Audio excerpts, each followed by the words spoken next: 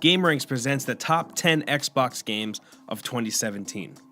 These are the most anticipated games that we're looking forward to, and these are games that you should probably care about in 2017. Starting off with number 10, we have South Park: The Fractured But Whole. The Fractured But Whole, which I will never get tired of saying, takes place after the events of The Stick of Truth, and this time everyone's had a huge falling out over the planned movie franchise plans, and this separates all the characters into two groups, and there's a start of a superhero civil war between these two groups. You'll once again play as the new kid, and you'll get to choose from 12 different classes while customizing your hero. The gameplay here seems like a blast, and seeing that the game is being written by Trey Parker and Matt Stone, the creators of South Park, I'm sure there's going to be a ton of really funny and memorable moments. I mean, just the title alone makes me giggle. I can't. I just love saying it. The Fractured But Whole. I just can't wait to see this game on store shelves. And up next, number 9, we have Cuphead. Cuphead is a run-and-gun platform game where the player will have to fight a series of bosses to repay their debt to the devil. The game's art style is obviously what stands out here. It's heavily inspired by classic cartoons from the 1930s. There's going to be a heavy emphasis on the retro game type difficulty from older games, and a lot of the characters and backgrounds here are actually hand-drawn and painted, so a lot of work is going into the development of this game. And this was announced at Microsoft's E3 press conference back in 2014, so hopefully this long wait actually pays off. And up next, number 8, we have Halo Wars 2. We're finally getting a sequel to Halo Wars this year, and it looks like more of the same, which isn't bad at all. It takes place after Halo 5 and has a 13-mission single-player campaign where you play as either the UNSC or the Banished, which is a new alien faction replacing the Covenant. It also features multiple multiplayer modes, one of them being the card-based Blitz mode. Everything about this game just seems great, and it's shaping up to be a worthy sequel of the very underrated first game. And up next, number 7, we have Resident Evil 7.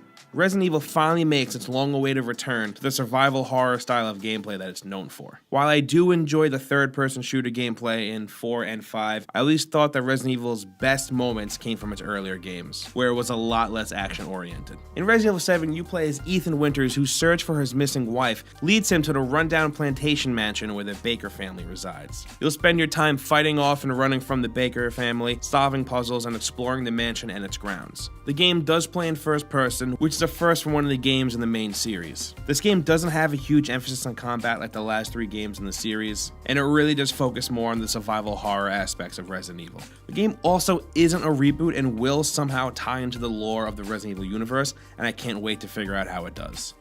And up next, at number 6, we have Sea of Thieves. This is essentially a pirate simulator where you get to create your own pirate, and you can team up with other friends and other pirates to search for buried treasure and take part in nautical battles. You're constantly working towards finding treasure and loot to help build up your pirate and your ship, and the whole point of the game is just to become a better pirate.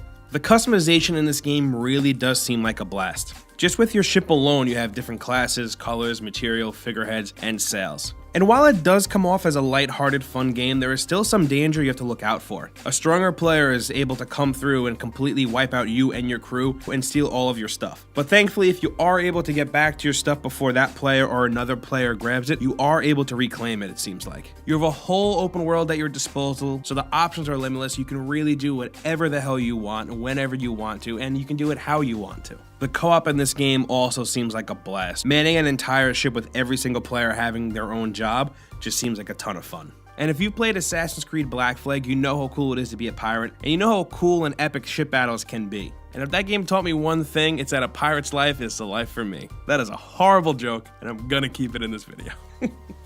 And up next, number 5, we have the next Forza game. We don't have any info at all on it yet. Seeing that Forza is on an every other year cycle with the Horizon series, and seeing that last year we got Forza Horizon 3, we should be getting Forza 7 this year, if it's even titled Forza 7. Forza is the biggest racing series currently on Xbox. There used to be a bunch more, but this one has really stood the test of time, and how good and well polished these games are is a big part of why. You can probably expect more cars and prettier graphics, but for now, we'll have to sit and wait and see what the developers have in store for us. And next up at number 4, we have State of Decay 2. The first State of Decay game was great, I loved it. At a time where zombie games were really flooding the market, that was one of the few that really stood out and was a lot of fun and was something that I went back to a lot. And while I think that in 2017, we really don't need any zombie games, State of Decay 2 is one that I will welcome with open arms. You don't just play as one person, you play as an entire community, with each survivor having their own unique skills and own unique traits. And the big miss from the first game is finally making its way into the sequel, and that's multiplayer. In this game, you're gonna have 4-player co-op, which was a big miss for the first game, and just that alone has me super excited to get my hands on the sequel.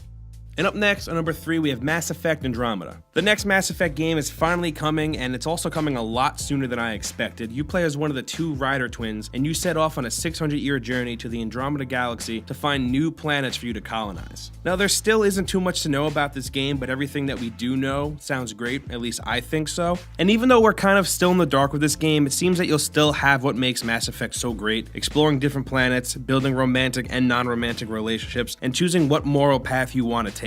I just can't wait to get my hands on another Mass Effect game. I had a ton of fun with the first 3, and I'm sure this one will be no different. And coming in at number 2, we have Crackdown 3.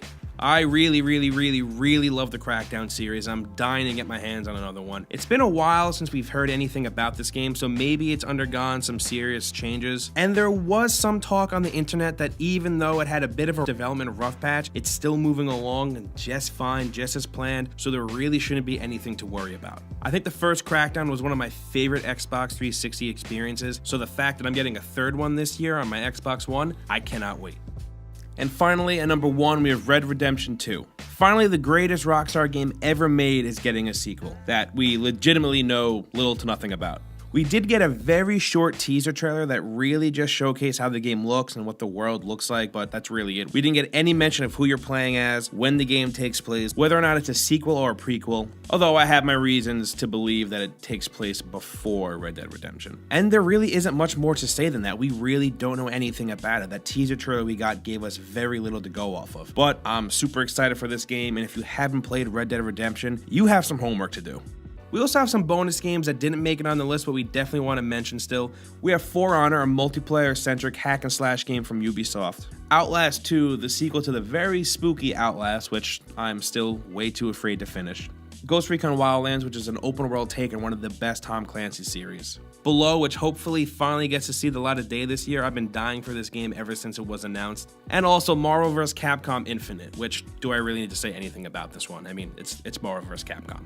This is definitely going to be an interesting year for the Xbox One, with Scalebound and Fable Legends being cancelled, and the Scorpio supposedly releasing later this year. Microsoft has a lot going on, but only time will tell what kind of year they're actually going to have. And those are our top 10 Xbox games of 2017, but I want to hear from you guys. Meet me down in the comments, let me know what games on this list you guys are excited for, and let me know if we forgot any. Liking this video really does help us out, and if you guys didn't know, we put videos up like this every single day, and the best way to get them is with a subscription to the channel. I'm Andrew the New Guy, thank you for joining us, and I'll see you next time right here on GameRanks.